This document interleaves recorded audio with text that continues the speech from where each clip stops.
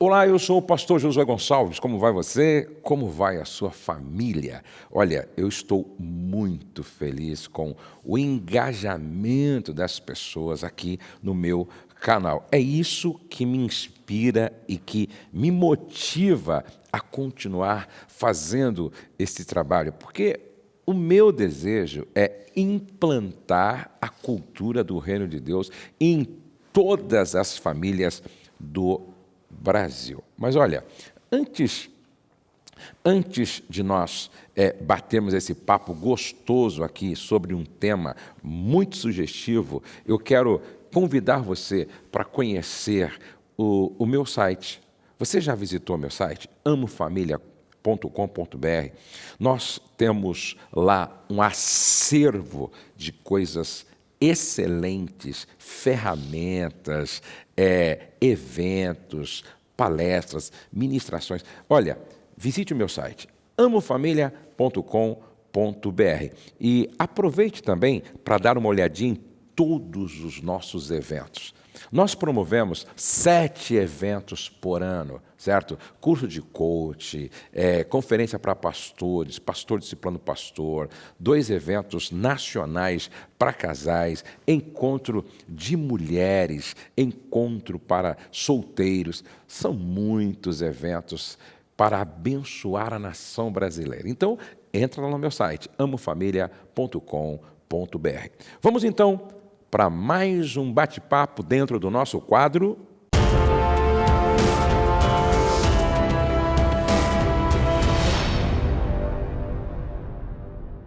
Gente, eu tenho a alegria de receber outra vez para nós batermos um papo sobre esse tema tão sugestivo: inversão de papéis no casamento e na família.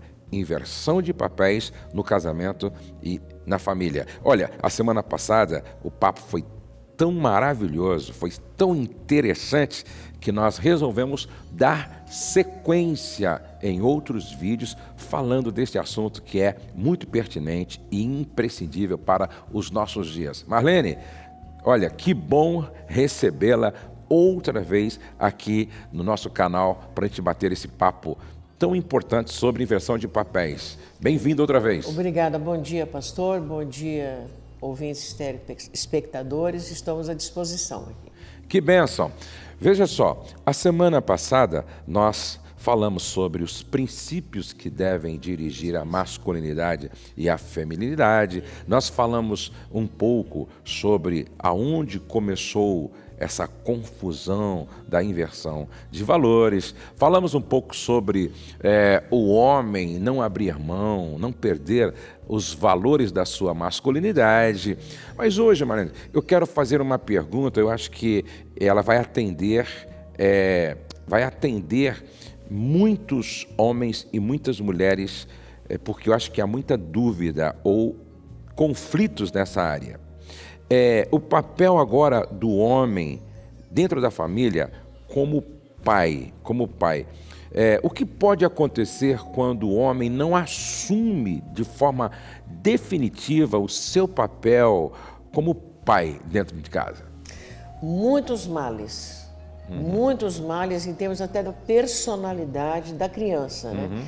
Porque a criança se identifica com o pai. Quando o meu filho, tem um filho que fala assim para mim: quando eu crescer quero ser como meu pai, eu fiquei aliviada. Sim, porque se ele quisesse ser como a mãe, eu estaria muito preocupada. Então, quem deve cuidar dos pais, principalmente dos filhos, dos meninos, deve ser os pais, o pai. E quem deve cuidar das meninas deve ser a mãe.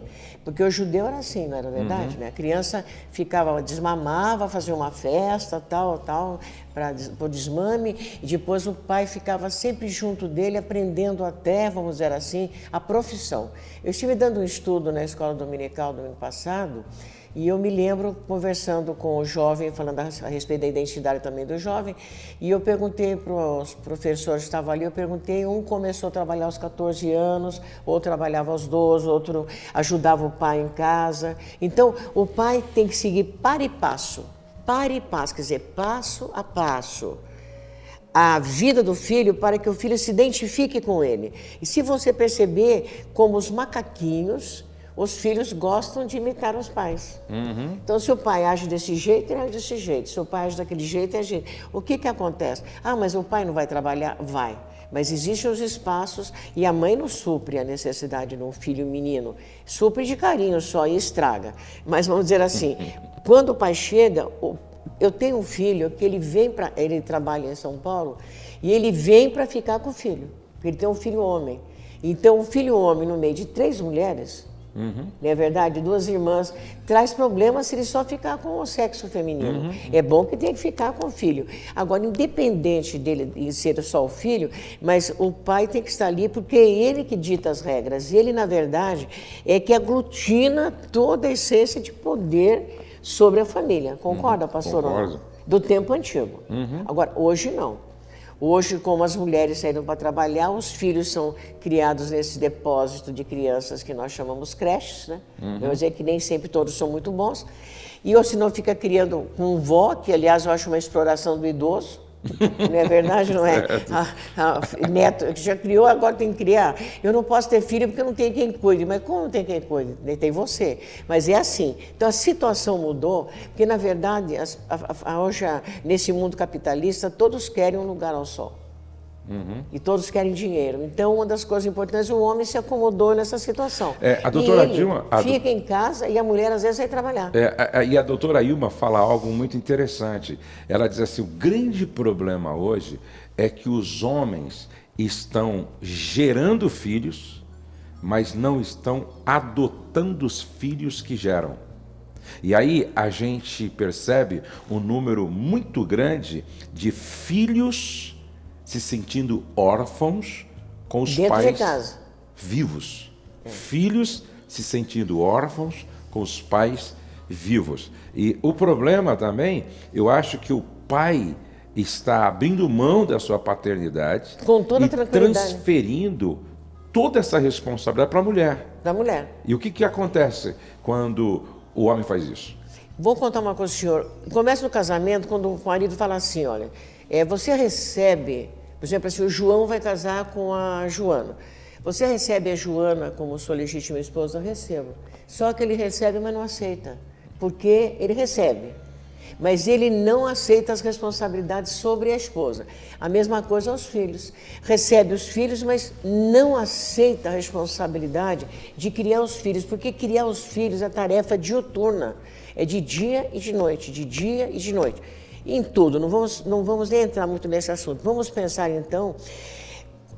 eu recebi um WhatsApp de uma moça que o homem falava assim, eu sou parceiro da minha esposa porque eu lavo a louça e eu também uso a louça, então por isso eu lavo, eu também sujo a roupa, por isso eu lavo, eu também faço isso porque... todas as atividades da casa. Então o que acontece? Na verdade, existe atrás disso uma defesa para justificar o estado de inércia mental, espiritual, vamos dizer assim, motivacional de ser pai de verdade. O senhor está entendendo, pastor? Então, o que acontece? A mulher traz dinheiro, porque a mulher não inteligente.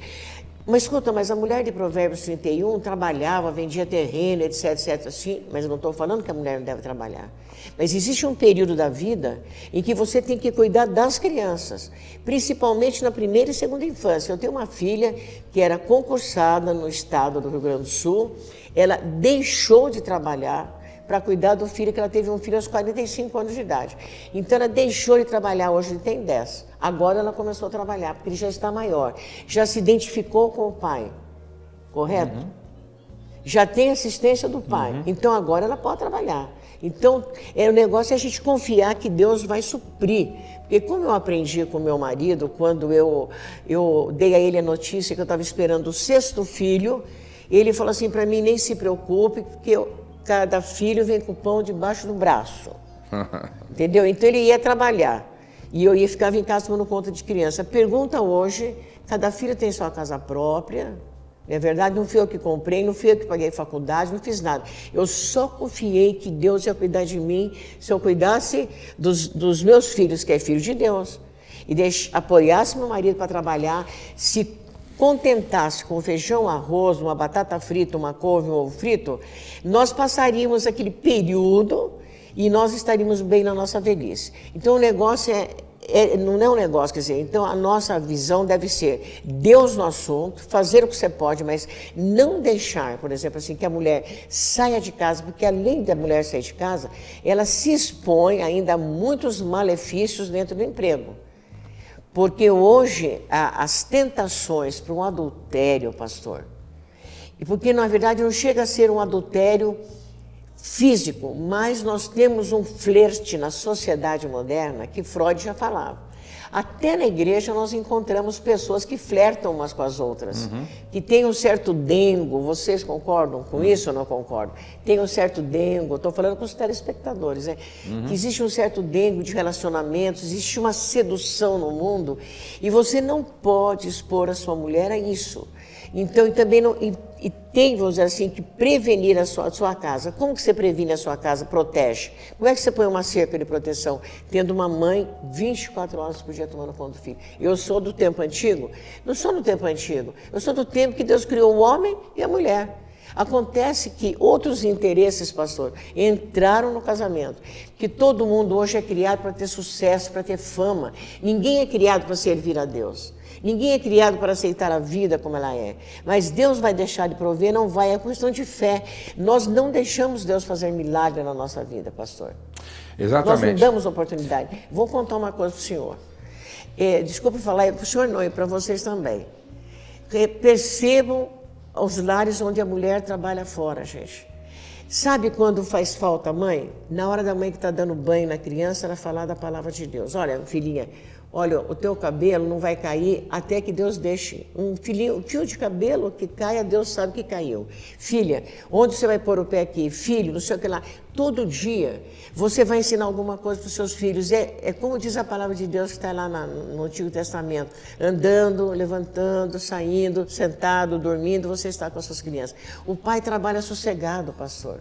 O pai precisa de repouso para trabalhar. O pai precisa de repouso para ter ideias de como vencer as dificuldades. E nós perdemos isso, porque a mulher chega tão cansada que implica com o marido, porque o marido também não ajuda.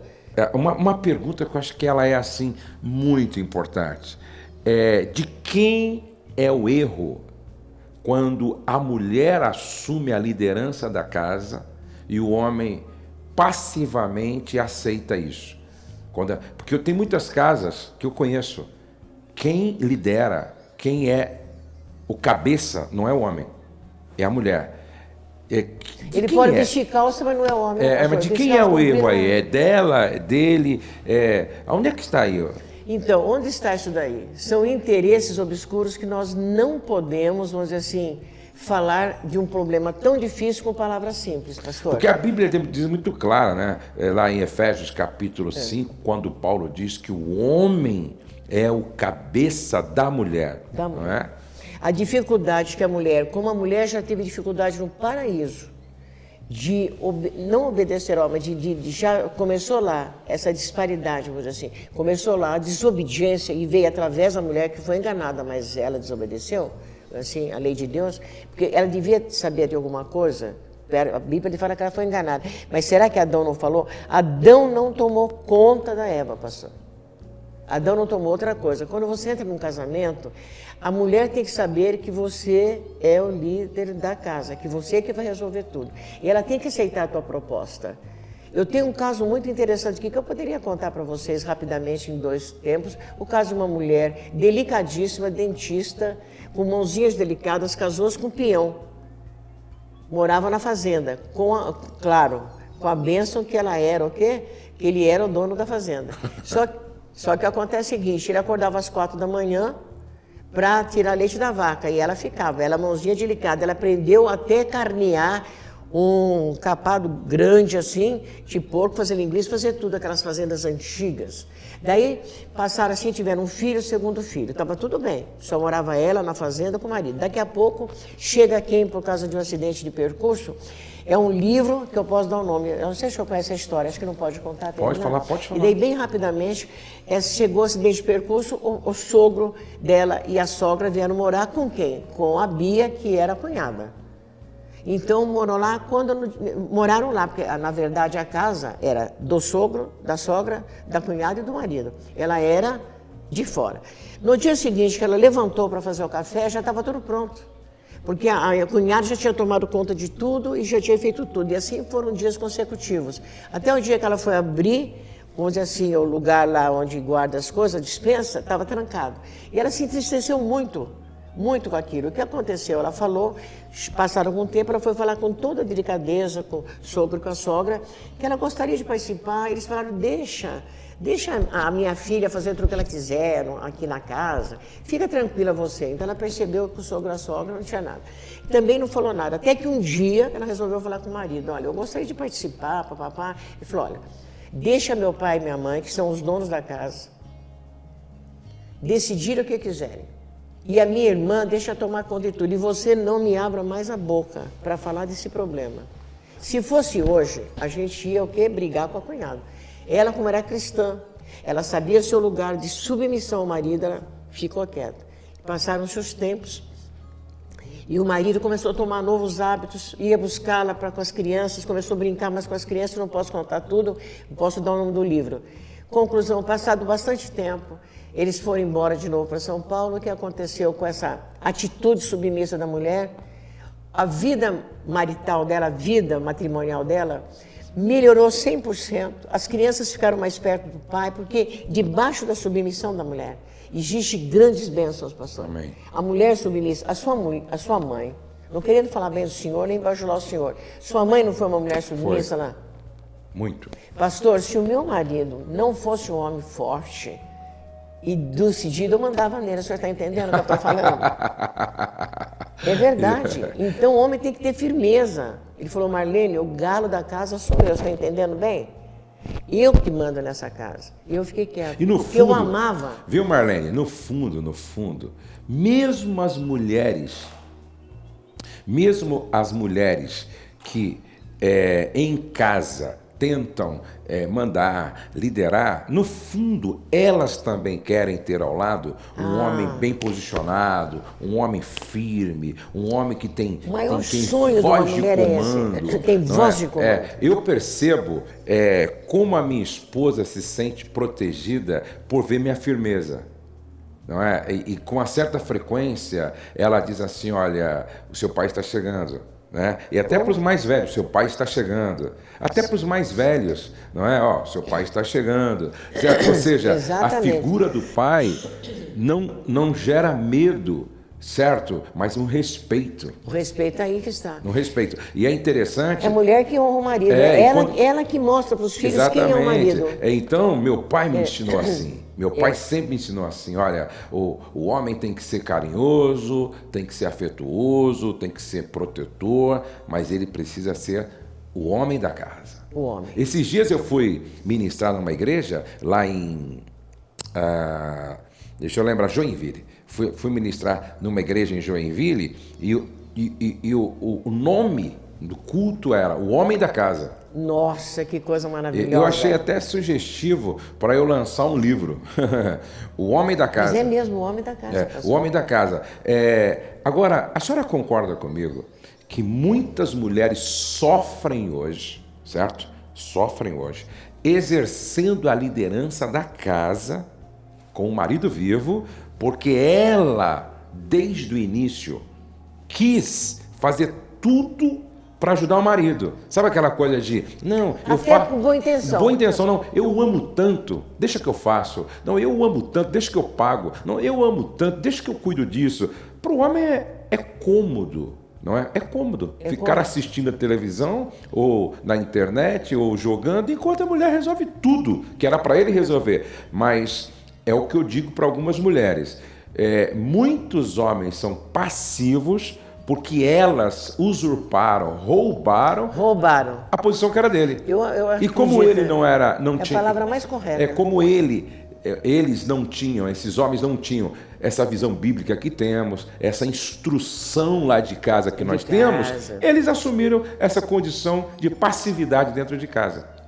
A senhora concorda? Perfeitamente. O dominador sempre reclama que o dominado não quer fazer. Exatamente. E o dominado reclama que o dominador não deixa ele fazer. Exatamente. Então fica esse jogo. Por isso que é difícil a gente falar, né, pastor? É. Agora, eu como mulher, gente, com todo respeito, é uma palavra que eu devia falar, mas um marido banana, vamos dizer assim, um marido passivo, um marido que não toma decisão. Mas olha, é horrível ter um marido desse jeito que não sabe nem. O que foi? Vamos ver. Não. Não, pelo amor de Deus. A mulher precisa do braço do homem, um braço que a protege, nem que ele seja até às vezes duro. Mas a mulher sente firmeza porque a mulher sabe que ele a ama. E ele não perdeu ainda aquele poder que Deus deu para ele de não dominar. Dominar no sentido de trabalhar, de ajudar, de prover, de administrar. Tão gostoso quando o homem resolve as coisas. Eu acho bárbaro o homem resolver as coisas pra gente. Não, eu me lembro que quando eu me casei, eu disse para minha esposa, eu me casei e eu tinha uma oficina que não deu certo e, por fim, eu fiquei sem trabalho. Eu casei num momento assim difícil. Só que eu disse uma coisa para ela, sua mãe nunca vai precisar se preocupar com você e nem meus pais. Porque quem procura acha. Eu vou buscar alguma coisa para fazer. E eu me lembro que eu fui ser servente pedreiro, eu fui ser pintor, eu fui ser ajudante, eu vendi coisas na feira. Lá em Santo André? Lá em Santo André, no mercado. E a minha esposa sempre me admirou por isso, né?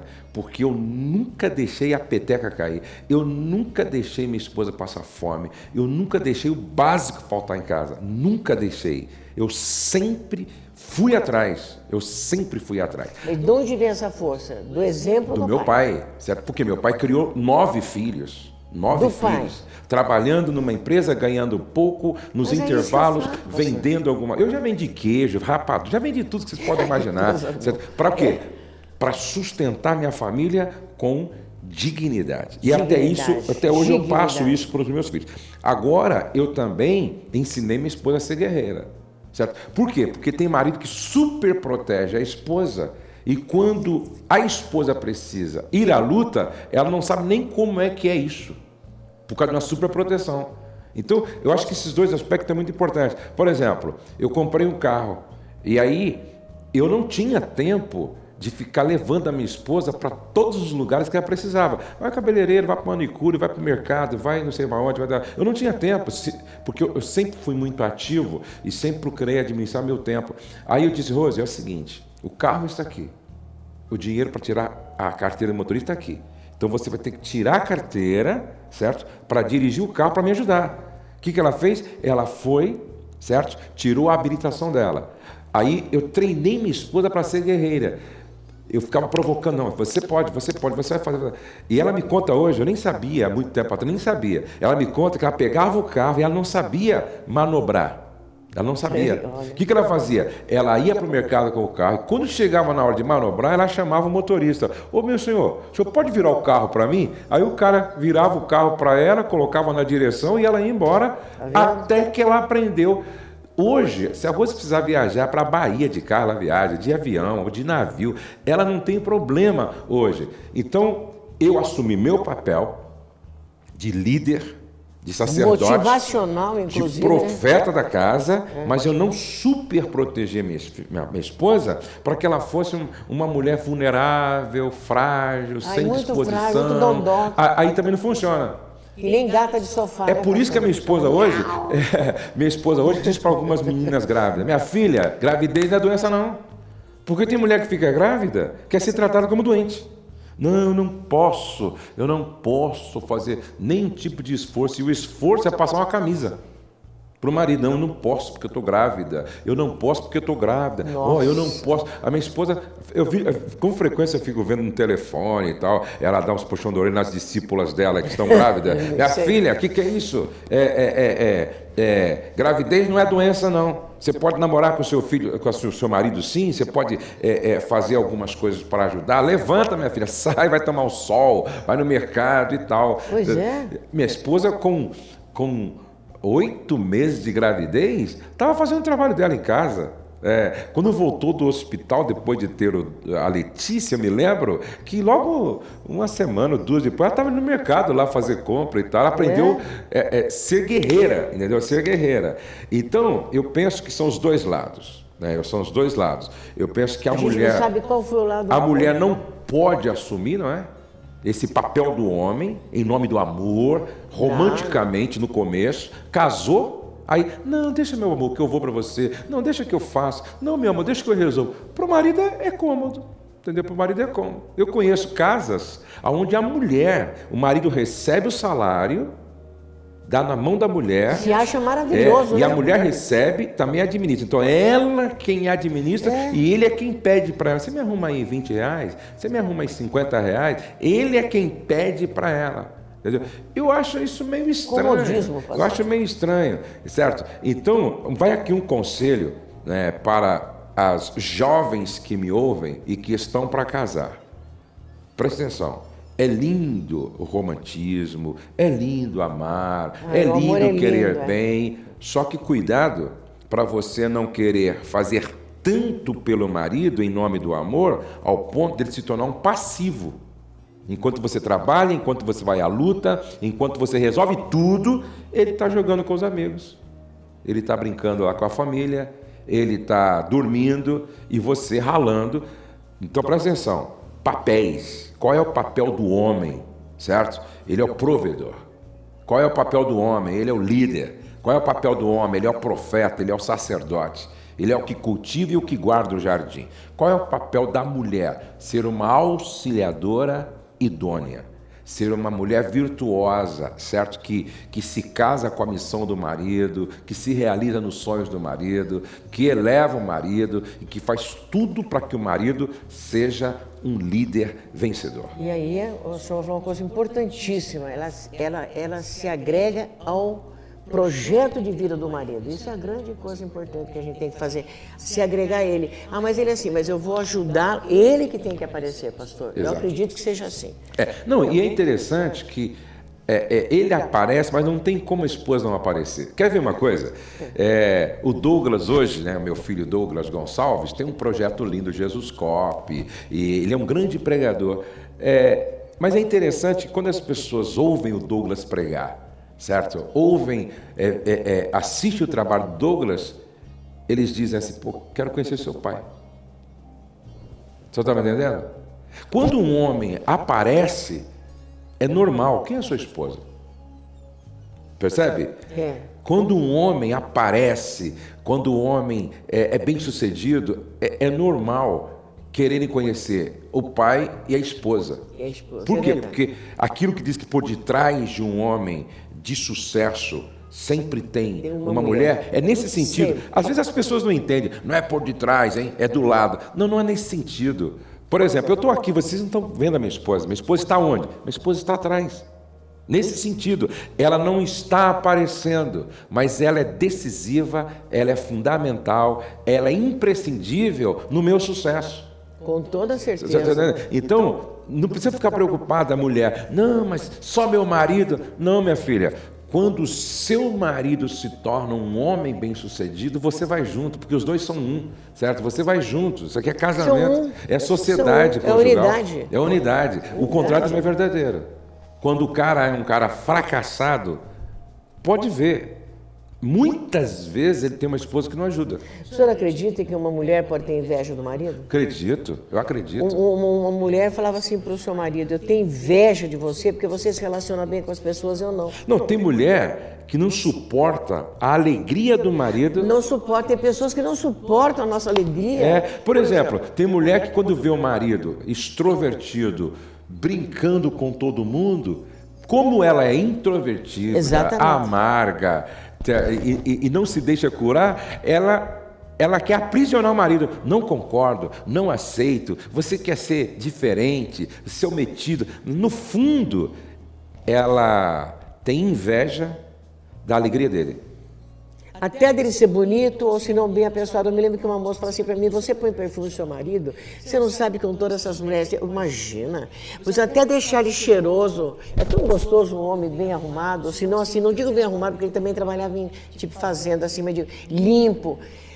Se a gente ama a pessoa, a gente sempre deixa a pessoa melhor, pastor. A gente quer o bem para a pessoa. É isso que está faltando um amor, veja bem, um amor que vem de Deus, não um amor que vem do mundo, pastor. Não é a aparência da pessoa. Nós estamos falando daquela força interior que uma mulher tem, que sustenta o marido na hora da dificuldade, na hora da provação, falando, você é um homem, eu vou te ajudar. Eu penso muito em Abigail. Abigail foi uma mulher por excelência. Um marido mau, vamos dizer assim, e, no entanto, salvou uma situação com Davi. E depois que Deus levou o Nabal lá, Davi falou, você acha que eu vou perder aquela bênção daquela mulher? Mandou buscar Abigail. Exatamente. Não é verdade, não é? Então essa mulher tem que encorajar o marido, é o nosso trabalho. Encorajar os filhos homens, mulheres, e trabalhar com as mulheres para que elas encorajem o seu marido. O homem precisa de força. A gente tem uma frase que fala, tem certas situações que o homem é um menino. Então, nessa hora, a mulher é mãe dele. Que nós vamos ver depois os vários papéis da mulher, né? Aí, nós vamos gravar uma outra mensagem, nós vamos gravar um outro bloco na semana que vem, e nós vamos estar falando um pouco nessa difícil relação nora e sogra. Nessa difícil relação, muitas vezes, genro, não é? E família de origem da esposa. Nós vamos estar falando sobre isso. Por quê? Porque são papéis. Nós temos o papel de filho, nós temos o papel de marido, nós temos o papel do genro, nós temos o papel do pai, nós acabamos de falar, até, né? de cunhados, papel de sogro, papel de avô.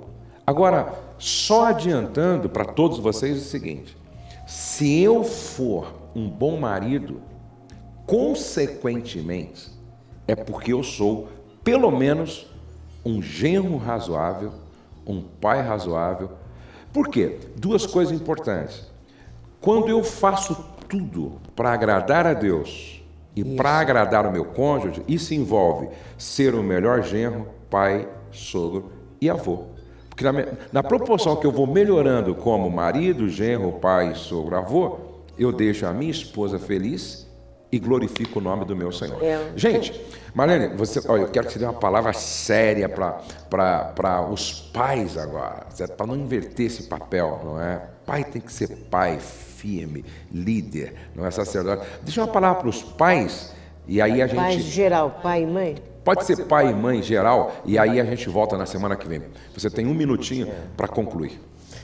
Meus amados, então, telespectadores, queria dizer o seguinte para vocês. Quando Jesus Cristo falou, sede perfeitos como o Pai do céu é perfeito, dá a impressão que está falando uma coisa impossível para nós. Na verdade, a perfeição não pode ser acrescentado nada à perfeição. Mas nós precisamos perfeição, porque a Santíssima Trindade ela é perfeita nos relacionamentos. Essa atribuição de perfeição não são aqueles atributos que Deus tem, vamos dizer assim, e que ninguém pode ter, a não ser um flashzinho. Nós estamos falando que nós somos separados para uma tarefa maior do que viver apenas nesse mundo. Nós somos preparados para uma vida melhor no mundo futuro. E nós queremos que os nossos filhos estejam juntos. Então nós vamos ser perfeitos, sabe aonde? Nos relacionamentos. Casamento se faz com bons relacionamentos adequados, pastor. Em tempo adequado, na hora certa, com a pessoa certa, com a palavra certa. É isso que nós damos o nome de sabedoria.